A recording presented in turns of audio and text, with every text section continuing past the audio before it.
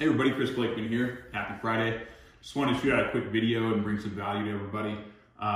Today I did a strategy session with a customer or a client and talked about sales, and had another conversation actually with another client this week about sales and sales process.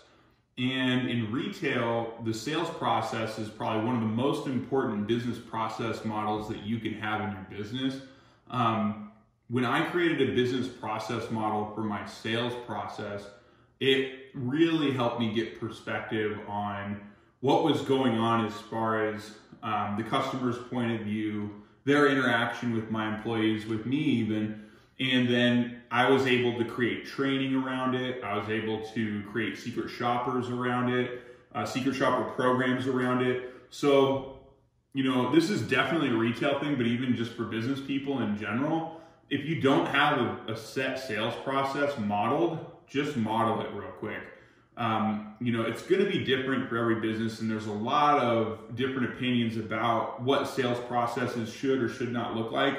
But really, honestly, in retail, it depends on the level of merchandise you're selling. Like, if you're selling merchandise that's really, you know, below $100 or so, you know, the questions that are asked are going to be a lot different than the merchandise that's going to be sold that's like, you know, $500 or more. So if you're selling merchandise that's over $500, the questions that you're going to ask somebody that come into the store are going to be a lot different than merchandise that's under $100.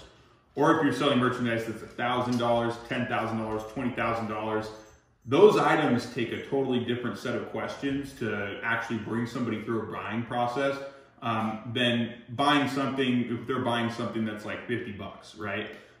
They're not really going to want to be hassled with a salesperson even sometimes. But that's something to consider when you're building a sales process. And in my retail business, I had experience building both kinds of sales processes because we sold really high-end merchandise, and then we had tons of merchandise that we sold that was just kind of, you know, lower priced stuff that the shoppers could come in and buy regularly, right? So it is definitely something to think about. And to get really good perspective on this, I would recommend a book that I recently read that really gets into this at a deep level. It's called Spin Selling. I can't remember the exact name of the author right now off the top of my head, but basically he did analysis on over 65,000 sales calls over a period of time. And in the book, I think he talks about 30,000 of those or something. And he had a consulting company that analyzed sales process, got the actual data, what actually happened from the behaviors of the buyers and the behaviors of the salespeople, and then translated that into a really effective selling system that they built a really effective training around. But in his book, you know, and I experienced this in real life, he explains the difference between the kinds of questions that are really effective in selling lower priced items versus selling higher priced items. And if you take the same strategy from a lower priced item into a higher priced item, you hurt the sale. And I saw it over and over and over again in 3D. I would see salespeople over and over again think that they were going to hard close a customer, or if a customer came in that was a qualified buyer that was interested in buying product, they were just going to bring them right over to the product and write an offer right away, and they would skip all the steps in the sales process basically. And they might get lucky and close a deal here or there, but they left tons of money on the table.